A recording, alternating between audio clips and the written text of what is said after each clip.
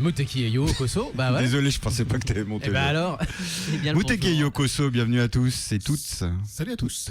Bienvenue à tous pour un nouveau Muteki, une heure de son japonais. On n'entend absolument pas mon micro, je ne sais pas ce qui se passe.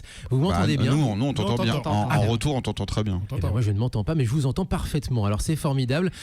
Bienvenue donc pour une émission de Muteki assez spéciale, puisque l'interview est toute chaude sortie du four. On a rencontré Kaya, on vous en parlera dans un instant. Et d'ailleurs, qui est Kaya? D'ailleurs, on vous expliquera aussi qui il est. Pour cette émission, eh bien, Romain est avec nous, Léo est avec nous, Elias est avec nous. J'espère que vous allez bien, vous trois.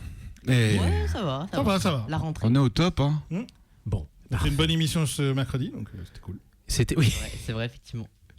Une bonne émission ce mercredi. Merci à vous d'être passé au Live Station DIY. Et merci d'avoir joué au quiz aussi, parce qu'il y avait une ambiance de fou. C'est trop bien. Bon, désolé pour les trucs techniques, pour ceux qui étaient là. Bon, mais on fera mieux la prochaine fois. Ah, les problèmes techniques, ça fait partie de la vie. Non, c'est pas technique, c'est qu'on savait pas la config. Et maintenant qu'on sait la config, on pourra faire mieux la prochaine fois. On a maîtrisé un peu plus le réseau du bar, etc. Ouais, exactement, tout à fait. Le réseau technique du bar. Léo, tu auras un nouveau quiz pour nous du coup. Exactement, puisque Trouver l'intrus, épisode 2. Et celui-là, ça va. Et celui-là, ça va. Moi, j'y crois pas. Il croit plus. C'est introuvable à chaque fois. La dernière fois, vous avez trouvé. Donc, si, c'est vrai, ouais. Ça doit être trouvable, celui-là. Romain, on a commencé avec... Pour une fois. Alors, attends. Avant de passer à Romain, Elias, on aura aussi un peu de sumo. Parce qu'on est en plein dedans, là. Ah ouais, on est en plein dedans, ouais. Ouais, plein dans le tournoi, du coup, de Tokyo 2025. Et il y a des choses à dire. Il y a beaucoup de choses à dire, effectivement. Et Romain... City Hunter, pour commencer. Et voilà, ce que j'allais dire. Exactement. Ai Tushukumai no Magnum, film de 1990, premier film de City Hunter, Shumatsu no Soldier, générique d'introduction. Le film est pas génial, mais cette chanson du coup rentre sans problème dans les classiques de City Hunter, un générique très réussi. Voilà, si vous l'avez pas vu, voyez-le. Après, il est pas inoubliable côté réalisation. Oui. Mais tu l'as déjà vu, toi? Oui, il y a longtemps. Ouais. C'était tellement longtemps que... Il a rien de ouf. Alors après, toi, t'es comme moi, donc on n'est pas très objectif avec City Hunter, mais parce que regarde-le. Mais voilà, c'est pas inoubliable. En tout cas, très bonne bande-son, comme d'habitude. Et on va enchaîner alors du coup sur Kaya. Mais qui est Kaya? C'est pas faute de le diffuser depuis genre 2007. J'ai retrouvé dans les archives des moments où on passait Schwarzstein et Kaya en 2007-2008. C'est pour vous dire. Kaya, j'en ai passé déjà. Après, quand Schwarzstein s'est séparé, c'est-à-dire en 2004, moi j'ai commencé à suivre un peu la carrière de Kaya.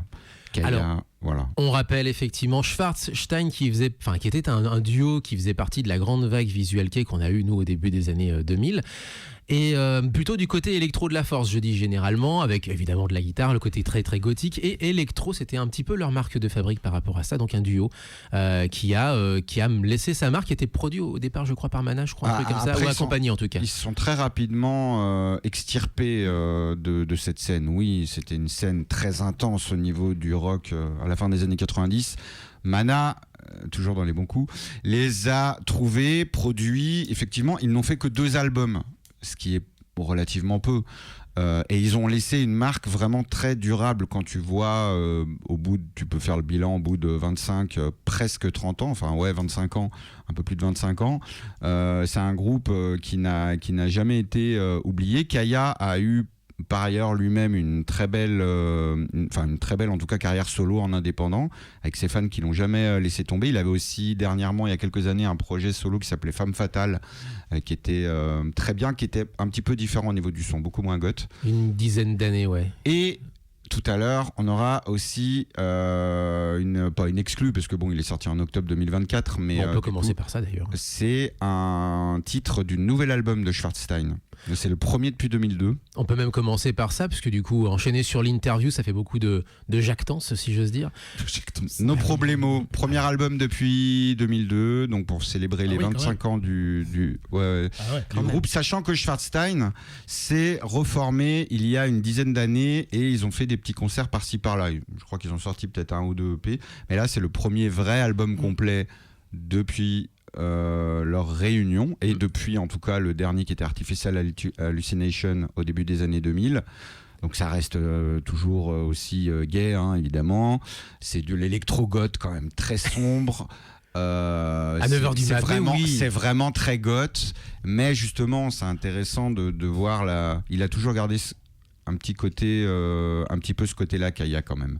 Et ça s'est considérablement popisé, oui. entre guillemets, mais il a quand même toujours gardé ce côté goth. Et Schwarzstein, là, par exemple, ils ont 2 concerts. Ils ont un concert à Osaka en octobre, un concert à Tokyo en novembre. Ils ont un autre concert qui vient d'être annoncé en février à Tokyo, 3 jours avant que j'arrive. Voilà, donc le groupe que j'ai jamais vu, je pense que c'est le dernier groupe que je voudrais voir. Mais bon, voilà, donc vraiment, là, ils sont repartis, c'est très bien. C'est la combien ? Excellent titre. C'est. Ah, mais oui, on l'a pas. Elle est calée, hein, y a pas de souci. C'est la 5. C'est la 5, voilà. Non, la 6. La 6, il suffit de demander. Hein, Fixeur. Et ensuite, on enchaînera sur une chanson de Kaya en solo, puisque, donc, tu l'as dit, il a une carrière de son côté, avec de l'électro, du rock, du mignon aussi. De la valse décadente. Du drag, surtout, parce qu'il était venu, lui, en tant qu'artiste, à la fois inspiré par le visual et inspiré par le monde du drag en général, je vais dire, voilà, avec une première partie, d'ailleurs, assurée par la Briochée qu'on avait rencontrée en décembre dernier. Sous l'impulsion, même plus que l'impulsion, Amélie, vous avez intérêt à le rencontrer. Bref, c'est encore autre chose. Voilà, et donc le concert, c'était où ? C'était aux Zèbres. Et c'était aux Zèbres de Belleville, très très jolie salle. À peu près à 2 mètres devant, quoi. C'est marrant. Joli concert, très joli concert qu'on vous racontera après ces 2 extraits sonores. Mais il se trouve que Kaya, parmi toutes les réalisations, les albums, les singles en solo, a réalisé il n'y a pas longtemps une reprise, puisqu'il est fan de chansons françaises, une reprise de Charles Trenet, Le Revenant. Voyez-vous ça ? Alors autant vous dire que c'est pas le genre de titre qu'on va trouver chez Schwarzstein. Non, effectivement. Non. Là, c'est son côté à lui. C'est son côté, exactement, son côté à lui. Allez, on commence avec Schwarzstein et ensuite avec un titre en solo de Kaya. Et ensuite, on enchaînera sur cette fameuse interview. 04 78 39 18 15. Pour vous appeler. www.facebook.com/Moutekikanu, idem pour X. Et vous pouvez le retrouver sur mouteki-radio.fr. Et sur le Twitch actuellement.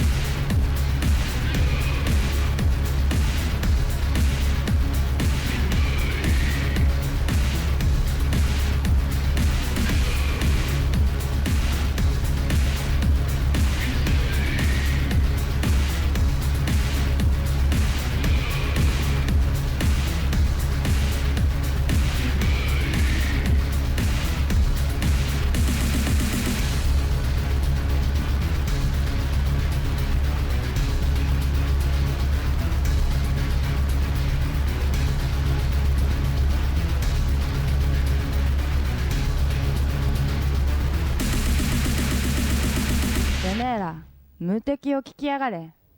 土曜だろうがよ。いつだって ?9 時から10時までに決まってるだろうが。ふざけんな。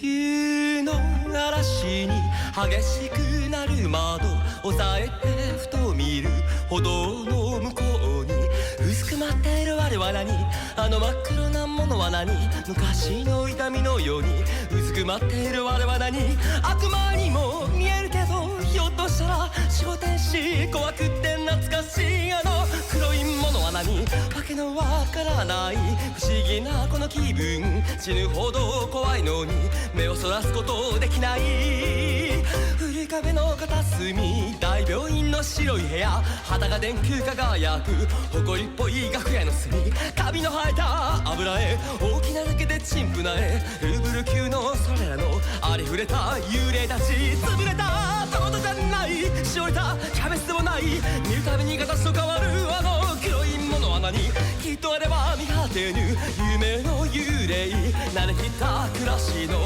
赤から生まれたもの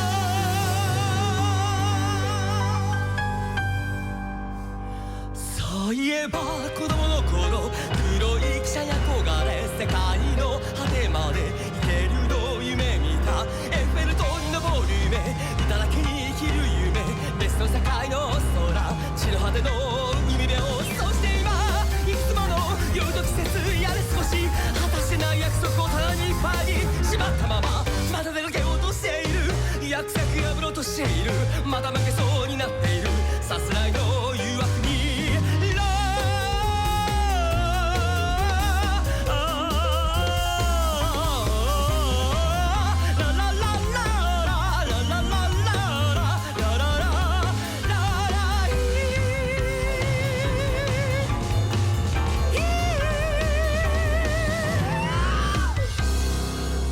Juste à l'instant, Kaya en solo avec une reprise de Charles Trenet, Le Revenant. Et juste avant, oui. Ouais, c'est une reprise. Ouais. C'est une reprise, C'est effectivement. même tout à fait, un retake, enfin une reconstruction. Une réadaptation, Réadaptation, exactement. On remarque la voix puissante. Kaya a une voix vraiment puissante et très sensuelle, ce qui a fait aussi le succès de Schwarzstein. Eh ben, justement, puisqu'on parle de sa voix, on va parler aussi de son concert. Et il y a quelque chose qui m'a frappé. Très bon concert au demeurant, donc je le disais, aux Zèbres de Belleville, avec en première partie La Briochée, qui nous a d'ailleurs interprété sur scène des titres, enfin certains titres dont certains ont été passés à l'antenne lors de son interview Je m'en souvenais pas en du tout. décembre dernier. Et en deuxième partie arrive Kaya avec toute son aura scénique et vocale. Et je parlais de vocale, eh bien il y en a qui au bout de quelque chose comme 25 ans de carrière, quand même, Schwarzstein, ça a commencé en 2001, 2002, 99. 90, donc plus de 25 ans de carrière. Eh bien, au bout d'un quart de siècle, certains chanteurs, et c'est normal parce qu'on n'est pas éternel et que la voix évolue, eh bien, sont obligés des fois de baisser d'un ton ou de 2 tons leur prestation, en tout cas leur version scénique actuelle de certains titres du passé. Kaya, c'est pas du tout le cas. Non. Kaya, au bout de 25 ans, on a l'impression que c'est, tu sais, un peu un athlète de haut niveau en quelque sorte qui s'entraîne toujours à 40 ans passés. Il a jamais, quelque chose comme ça. Il a jamais arrêté. Hein. Et il ne s'est jamais arrêté, effectivement. Depuis, en tout cas, la dissolution de Schwarzstein. Ouais, exactement. Mais continue aussi toujours à s'entretenir au niveau vocal et au niveau de sa puissance vocale. Et ça se sent et ça se ressent durant ce live. C'était surtout composé de medley. Il y avait 6 medley, 5-6 medley, quelque chose comme ça. Et ces medleys-là, à chaque fois, c'est des performances non seulement vocales, mais aussi physiques, parce qu'il fallait enchaîner les chansons derrière. Hein. C'est des gros medleys, c'est pas des trucs de 5 minutes, où il passait en revue en fait plusieurs aspects de sa carrière. Du coup, ça a duré combien de temps et il y avait combien de personnes du coup? Ça a duré 1h30, 2 heures, je pense, pour sa prestation. Voilà. On a fini à 22h, ça a commencé à 20h des brouettes. Contre la première partie. 1h30, quoi. Ça a été une grosse heure et demie, très intense pour le coup. Et donc, comme je le disais, avec une amplitude vocale toujours au top. Et du coup, combien de personnes, tu peux te dire? Combien de personnes? Et alors là, de du coup, spectateurs, voilà. le zèbre était quand même bien rempli. Je dirais 300, 500. Voilà, c'est des petites jauges, c'est du 300, quelque chose comme ça. Ouais. C'est pas mal. Et c'était clairement... En milieu de semaine. C'est pointu quand même, Kaya. Ouais. Un truc qui m'a frappé également, on en parlait avec notamment le tourneur, ce qui est d'ailleurs au passage, j'en profite pour faire un gros bisou à Bertrand. Mais surtout, en fait, ce qui m'a frappé, c'est que une bonne partie du public, une grande majorité, je pense, du public, sont des jeunes qui ont globalement l'âge de ces chansons, voire même moins que l'âge de ses premières chansons. C'est assez frappant. Il y avait peu de vieux fans du Viquet des années 2000, en fait. Il va y en avoir quelques-uns quand même. Quelques-uns, mais c'était pas grand-chose en réalité. J'ai pas trouvé de figure, par exemple, connue qu'on croisait à des vieux concerts, etc. On avait aussi quelques fans du Japon qui étaient même venus avec des lightsticks, parce qu'il y a toute la partie. Là, on a passé 2 extraits de sa partie très dark et grandiloquente, mais il y a aussi toute une partie très mignonne. Il y a une autre partie très chanson française, on va en parler dans un instant. Et c'était un petit peu tout ça. Donc on avait un petit peu de fans du Japon, on avait beaucoup de fans de ses chansons, on avait beaucoup de fans aussi de son univers drag, avec notamment ses apparitions que ce soit lui ou que ce soit la Briochée autour de l'univers de Drag Race par exemple, puisque la Briochée est connue surtout aussi par Madame Arthur, mais aussi par Drag Race. Je pense que Drag Race a beaucoup fait dans la popularisation auprès du jeune public, je pense. Exactement. De ça. Donc voilà, Vic et queer et Japon, c'était un sacré mélange dans la salle et c'était plutôt cool. Mais c'était surtout très très jeune en fait, pour quelqu'un qui a une carrière qui est de leur âge, enfin qui a techniquement, physiquement leur âge. C'était assez amusant en fait. Ouais. Allez, on enchaîne sur l'interview. Alors voilà, il faut que je cale ça effectivement. C'est bon, allez. Il est sorti chaud du four. Sorti chaud du four, j'ai pris le quart de nuit pour venir effectivement. Chaud du four, il est vraiment chaud. C'était avant-hier, non? C'était avant-hier. Voilà, Kaya aux zèbres de Belleville. Évidemment, on sort à peine du concert. On est venu me chercher juste après le concert. Donc du coup, première question, je lui ai demandé, alors, comment c'était ce concert? すっごく楽しかったです。もう久しぶりなので、みんな彼のことを覚えてくれてるかなと思っていたら、チケットも当日すぐ売れてしまったし、ライブもすごく温かくみんなが迎えてくれて、本当に今幸せです。Je me demandais la réaction des fans parce que ça faisait longtemps que je suis pas venue, mais même les billets s'étaient vendus en une journée et puis voilà, j'ai été vraiment bien accueillie, je suis super content. Juste une autre question par rapport au concert, il y avait beaucoup de monde qui est venu pour la première fois. Est-ce que vous avez été surpris par ça? 驚きました。すごく嬉しいです。本当に。Très étonné, très heureux. Et traduction assurée par Lamia. On lui fait d'énormes bisous à Lamia, effectivement, qu'on a déjà passé à l'antenne, notamment avec son groupe Lamia Cross à l'époque. Deuxième question par rapport à sa rencontre avec la Briochée, sa rencontre qui s'est faite à Tokyo lors du passage de Madame Arthur dans la capitale japonaise. 実は彼とは東京で一度会っていて、それはサプライズで計画してなかったことで突然偶然あったんですけど、今日はこうやってまたきちんと約束をしてリハーサルも一緒にできたのですごく嬉しかったです。本番も本当に幸せな時間でした。 Je l'ai rencontré au Japon, mais c'était vraiment par hasard. Et on s'était promis de faire quelque chose ensemble. Et aujourd'hui, bah, ça s'est réalisé. Et donc c'était très très bien. Et je suis très heureux. Et la Briochée nous racontait d'ailleurs de son côté la rencontre avec Kaya. Elle avait choisi de chanter Chocolat de Kaya. Elle ne savait pas que c'était en présence de Kaya. Et Kaya ne savait pas que la Briochée allait là, reprendre c'est quand même incroyable. Voilà. C'est quand même incroyable. Je ne donnerai pas effectivement tous les détails de ça, mais ce qui fait que la rencontre a été une vraie surprise, mais sincèrement une surprise des deux côtés. Pour les deux. Ouais. Ça a été organisé, je pense aussi très très clairement en tant que tel, et ça a été une réussite totale pour l'entremetteur. Eh ben justement, pour enchaîner sur ça, qu'est-ce qui vous a fait aller vers la culture drag? Qu'est-ce qui vous a fait aimer la culture drag? La réponse de Kaya. 私はもともと日本のビジュアル系がすごく好きで、ビジュアル系バンドを始めたっていうのがまずきっかけなんですけど、もともと日本の歌舞伎とかお化粧をするという文化がすごくちっちゃいところが好きだったので、なのでなんかもう自然にこの格好になったっていう感じですね。 Oui, en fait, j'étais tout d'abord fan de Visual Kei, et puis j'étais tout le temps attirée par que ça soit des kabuki ou autre chose, mais théâtral, mais le fait d'être maquillée pour monter sur scène, donc c'était devenu vraiment naturel. Donc du coup, c'est presque une suite logique pour vous dans votre carrière de passer du visual kei à la culture drag. 今自分はそんなにドラッグクイーンに移動したとは思ってなくて、でかといってビジュアル系にこう執着もないので、カヤはカヤなので、私はドラッグクイーンでもビジュアル系でも何でもいいんですけど、自分が美しいと思ったものを表現してるだけです。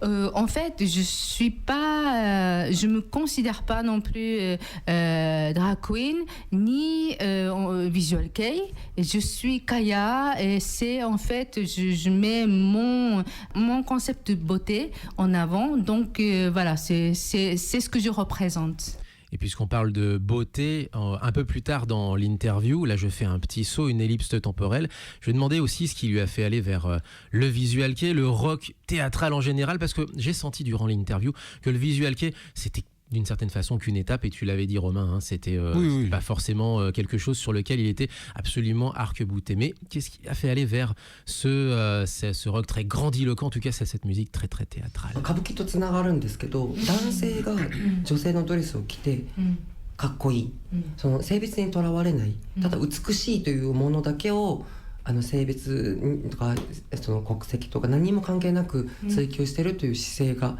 大好きで、で私はビジュアル系好きになりましたね。Oui, en fait, le fait que ça soit des kabuki, hein, des visual kei, ils ont un point commun, c'est l'homme qui va devenir femme ou pas, mais en tout cas, c'est la recherche de la beauté. C'est ça qui me plaît.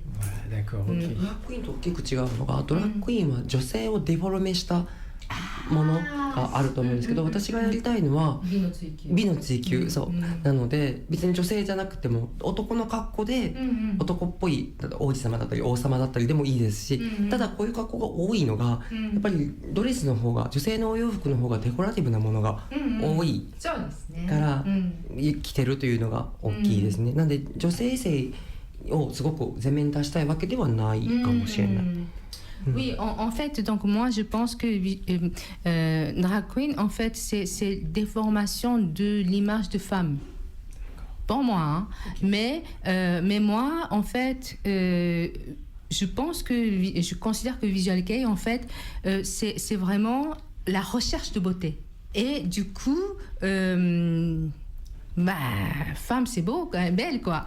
Et en même temps, pourquoi on peut s'habiller aussi en représentant un roi, par exemple, hein, parce que c'est beau aussi. Mais pourquoi les grandes jupes et tout ça avec les chupons? Parce que au niveau stylisme, oui, forcément c'est plus beau, quoi. Oui, tout à fait. 私はドラッグクイーンもビジュアル系も歌舞伎も全部同じぐらい大好きなので、リスナーの方がドラッグクイーンっていう分には全然問題ない。あなたがお好きなように見ていただけたら、別にそこにこだわりはドラクエじゃありませんって言いたいわけではないので。Ok. Oui, donc voilà, juste voilà pour des auditeurs, je veux juste préciser que je suis pas en train de dire que c'est pas je suis pas drag queen ni machin et tout, et j'ai pas du tout envie de vous influencer du point de vue de chaque, que ça soit des visual kei, que ça soit des drag queens, hein, voilà. C'est pas voilà. Moi, c'est Kaya. Et on a compris que c'était une démarche personnelle, esthétique, artistique, qui était une quête à titre personnel à ce qu'on en comprend. Tu voulais réagir, Romain? Non? Mais c'est très intéressant ce positionnement, parce qu'en fait, à partir du moment où tu as un artiste comme ça, plus ou moins tiré de cette scène visuelle du Japon qui vient ailleurs, on va tout de suite l'assimiler à une drag queen. Et moi qui connais le rock depuis le milieu des années 90, qui a toujours été totalement extérieur à ce mouvement, fondamentalement, il a mis les mots dessus, c'est la recherche de la beauté, c'est-à-dire qu'il y a une prestation scénique, mais après il y a c'est même pas forcément un travestissement, mais c'est vraiment la recherche de la beauté, se présenter vraiment sous ce qu'on peut voir comme la beauté ultime, et la beauté ultime est considérée comme féminine. Donc voilà, je trouve ça très intéressant, et c'est aussi comme le mouvement drag queen a aussi tendance à tout rapatrier et tout absorber, je trouve très intéressant qu'il ait fait entendre sa singularité à ce niveau-là. Vraiment, moi qui suis dans le rock depuis longtemps, je comprends tout à fait. C'est passionnant. Et du coup, les frontières, on l'a dit, sont très poreuses, puisque où s'arrête le théâtre. C'est poreux, mais cette nuance-là. Où s'arrête le théâtre, où commence le... Voilà. Oui, exactement. Mais c'est très intéressant, et justement, ce qui est intéressant également, c'est sa partie chanson française. On a beaucoup parlé, voilà, juste, on a passé un extrait, mais on a parlé aussi beaucoup de rock, de goth, de drag. Il y a aussi tout cet aspect qu'il a développé au fil du temps dans sa carrière solo, qui ne vient pas forcément de Schwarzstein d'ailleurs, justement, et qu'il a développé en parallèle à sa carrière solo, qui est un amour inconditionnel. Il avait beaucoup de choses à dire après Schwarzstein, c'est pour ça que maintenant il revenir, c'est bien. Et juste une toute petite chose, je trouve que sa voix est très belle, et elle est vraiment très androgyne, même la voix. C'est-à-dire que quand tu l'écoutes, tu pourrais très bien te dire que c'est une femme qui a la voix grave, ou un homme qui a une voix un peu plus douce, etc.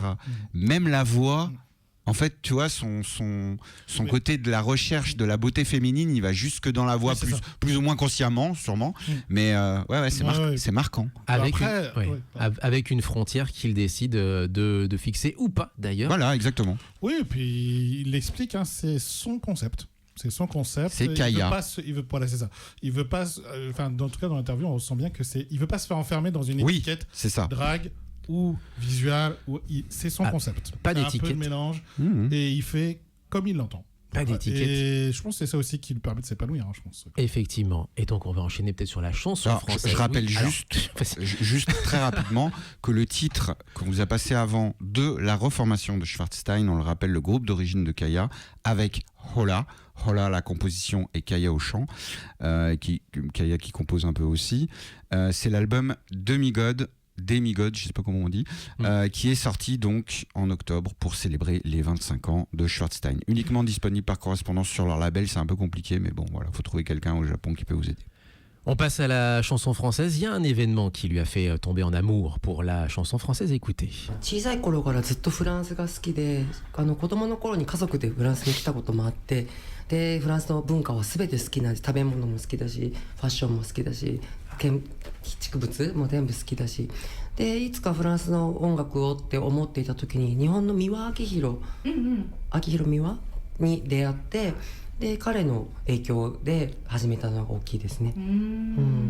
J'ai toujours aimé la France, j'ai admiré la France depuis que j'ai visité en famille quand j'étais petite et j'ai toujours adoré, admiré la culture, la nourriture, l'architecture et tout ça, et la chanson aussi, et donc tout ce qui est la culture française.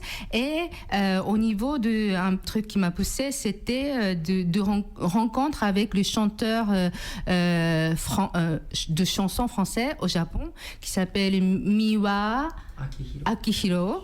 Et depuis, voilà, c'est naturellement entré vers la chanson française. La dernière chanson française que vous avez interprétée, alors pas ce soir, hein, je veux dire en CD, c'est une chanson de Charles Trenet. Pourquoi vous avez choisi cette chanson-là? ユーレンはすごく曲が好きで、でもっと日本の原曲だったりとか、あと日本のシャンソン歌手はもっとゆっくりしたテンポで歌うんですけど、私はそれをすごく速いテンポで歌っているんですね。でメロディーが本当にユーレだけじゃなくてシャンソンって全てのメロディーが美しいので、なんかで特に今お気に入りがあの曲なんです。Oui, en fait, d'habitude au Japon, les chansons françaises sont interprétées d'une manière de chanter un peu beaucoup plus lentement, mais moi j'interprète mais plus rapide, et au niveau de cette chanson, écoutez, ça m'a plu, et puis j'ai été vraiment attirée. C'est mélodiquement, j'étais très attirée. Et Akihiro Miwa, pour la précision, qui est vraiment l'une des figures de l'après-guerre du cabaret, à la française, mais au Japon. Donc avec des reprises de chansons françaises. Oui, c'est bien de l'expliquer. En drague, en travesti, en transformisme, peu importe. En tout cas, vraiment une des figures de la scène qui a amené le concept justement du cabaret à la parisienne. À Tokyo, deux dernières avant de se quitter. On parlait de tous ces univers. Maintenant qu'on a à peu près fait le tour de tous ces univers, est-ce que chacun a quand même... Où place-t-il la frontière? Est-ce que chacun est un peu distinct, ou au contraire, chacun des projets se nourrit un peu de l'autre? 私は作曲はしなくて、作詞とプロデュースなので、作曲者に依頼をするんですね。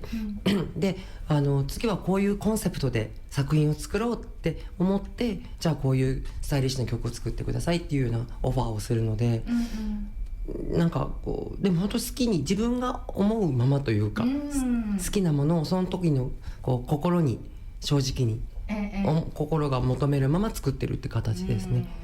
Au fait, je ne compose pas, je commande à compositeur de composer avec le concept que j'apporte, et parce que lui, il produit et il écrit. Mais au niveau de composition, il commande à un compositeur, mais il amène, c'est lui qui ramène le concept, et puis vraiment de quelle direction il veut aller, et ensuite lui, il compose, quoi. Et on a compris qu'Aya suit ses envies et d'une certaine façon passe commande, échange avec le compositeur. Je voudrais tel univers. Travaillons sur quelque chose, trouve-moi quelque chose d'une certaine façon, voilà. Dans Schwarzstein, c'était ça, c'est Hola qui compose et lui qui chante. Exact. Et juste, je voulais dire que ce qui est intéressant de noter pour ceux qui me connaissent le groupe et Kaya, c'est que cette passion de la France et tout cet univers musical qu'il a développé au fil du temps, c'est pas du tout prévu dans Schwarzstein à la base. Schwarzstein, c'était un groupe 100% japonais pour des japonais, et après il a vraiment développé ça en solo, et c'est ça qui est intéressant. On termine avec celle-ci. Est-ce que malgré tout ça, vous gardez avec des univers extrêmement différents finalement, parce qu'on s'est retrouvé pendant le concert avec des chansons très kawaii, très stylish, très dark, ou au contraire très électro ou plus rock également. Est-ce qu'il y a quand même un fil conducteur musical à la carrière de Kaya? 暗い曲も可愛い曲も根っこは同じというか、なんかやっぱり根底にあるのは愛なんですよね。私いろんな人が自分の歌を聴いて、その辛い時に頑張れって一緒に立ち上がろうって言うんじゃなくて、辛いよね、分かるよって寄り添う歌が歌いたいんですね。なので、暗い曲であったとしても温かいというか、っていうのは大事にしているので、だから表現は今後も明るいポップな曲だったりちょっとダークな曲だったりってあると思うんですけど、聴いてくれる方の心に寄り添うような温かい愛のある曲っていうのをずっと追求していきたいなと思ってます。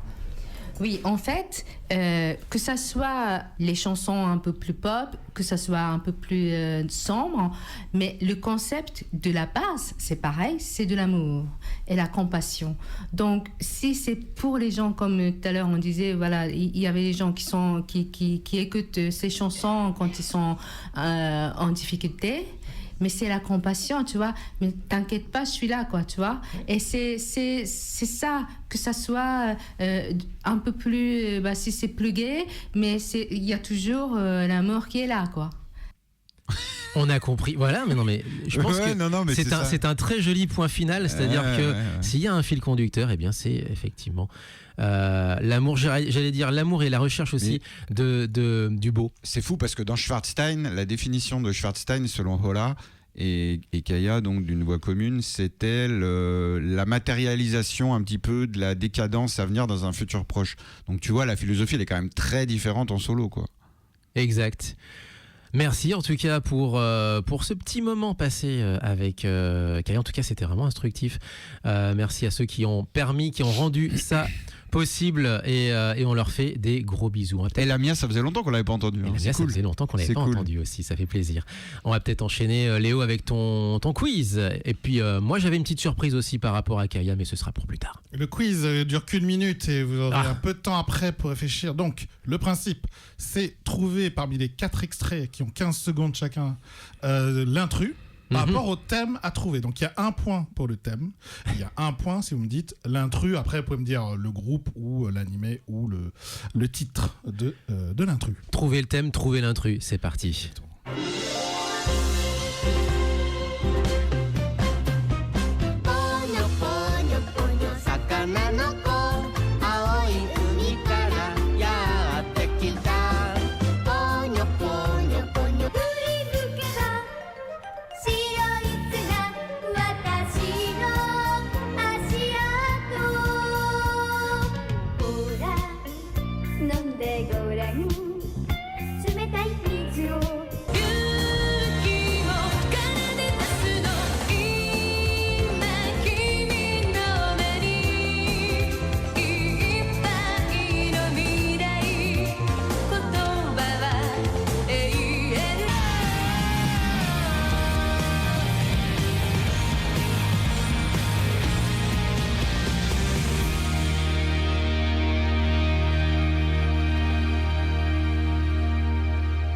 C'était donc les 4 extraits du quiz de Léo. Trouvez l'intrus. Alors, trouvez le thème et trouvez l'intrus, parce qu'on s'arc-boute sur trouver l'intrus, parce que c'est le nom du fichier. C'est dur, hein.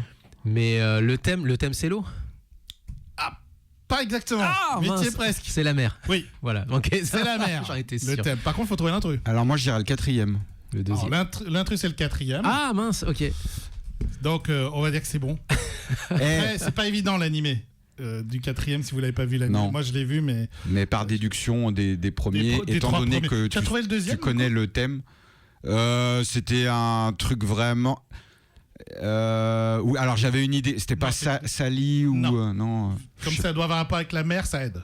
C'est un vieil animé. Non, c'était Flo et les Robinson Suisses. Ouais, non, j'aurais pas trouvé. Mais ça a un rapport avec la mer. C'était Moshoku Tensei, le 4e animé. Ah ouais, rien à voir. Non, bah oui, j'ai fait exprès. J'ai mis un truc, c'est sûr. Et voilà, donc parfait. 1 point pour Damien, 1 point pour Romain.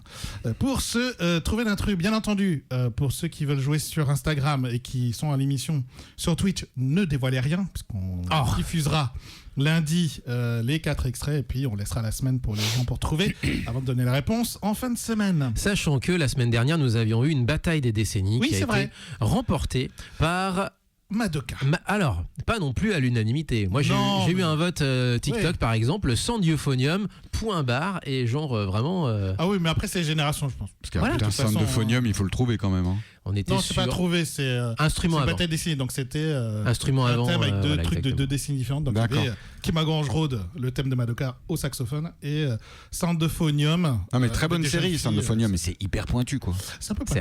Certes. Mais c'était le thème jeune fille, un instrument avant. Donc voilà. Jeune fille en fleurs. On le rappelle, Pas mode de Un instrument avant. on le rappelle, vous pouvez nous retrouver sur Twitch en ce moment. Faites-nous coucou, dites-nous bonjour. Mais sur Twitch également, en ce moment, il y a, il faut pas le dire, mais on va quand même le dire à l'antenne, puisqu'on est une radio communautaire, associative, communautaire en anglais, mais associative en réalité dans le sens français du terme, mais il n'y a pas de terme radio associatif en anglais.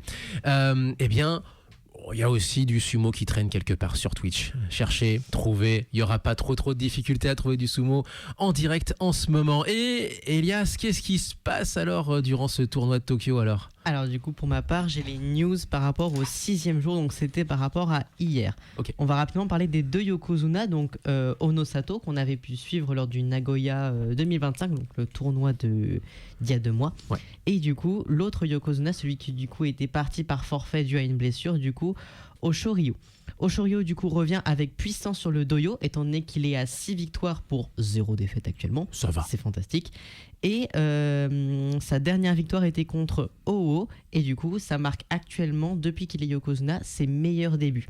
Ok. Du coup ce tournoi-ci annonce que du bien pour lui. Pour Onosato, du coup, il est juste derrière lui avec une défaite d'écart, donc il est à 5 victoires pour une défaite.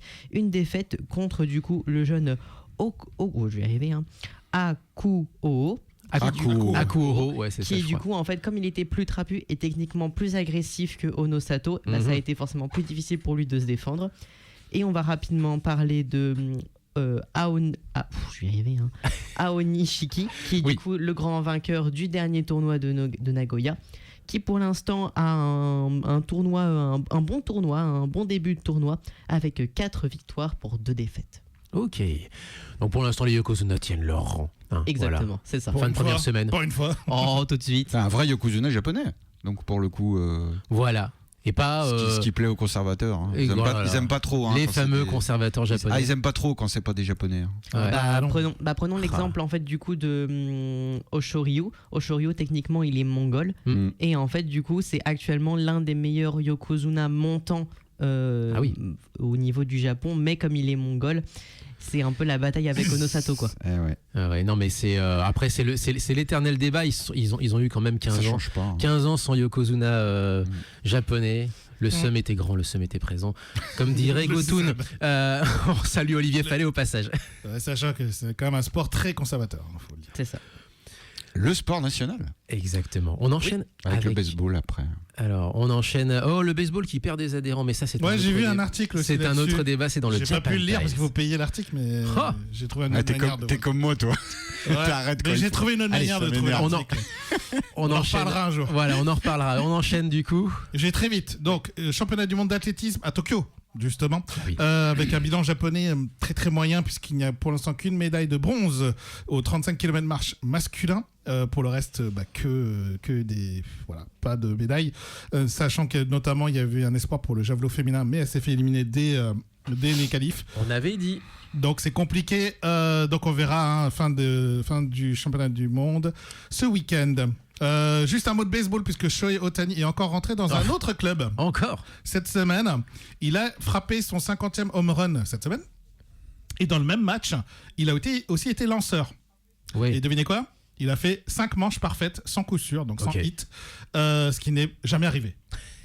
Déjà que c'est rarement arrivé qu'il y ait un lanceur et un frappeur, mais en plus, il a atteint 5 manches sans hit.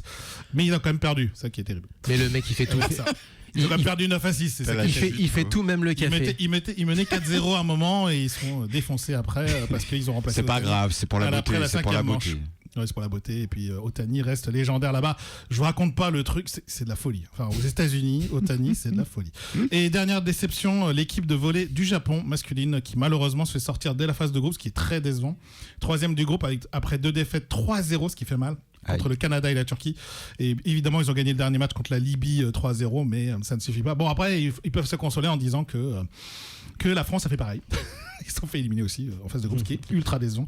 Surtout que ça devait être la dernière aventure pour notre équipe de France et les gens qui faisaient partie de l'équipe double champion olympique. Derrière, voilà, c'était les news de sport. Et sachez que dans la nuit de dimanche, de samedi à dimanche, à 3h35 du matin, il y aura la finale de la Pacific Nation Cup au rugby. Donc cette nuit. Cette nuit. Cette nuit chez nous. Ok. Cette nuit chez nous. également. Alors à mon tour pour deux dernières petites news avec notamment le retour de Olivia. Ce sera dans une semaine, ce sera le 27 septembre au Novotel Paris-Est. Olivia Loufkine est notamment l'une des... un de mes amours de jeunesse. Ah bah très clairement. Ouais.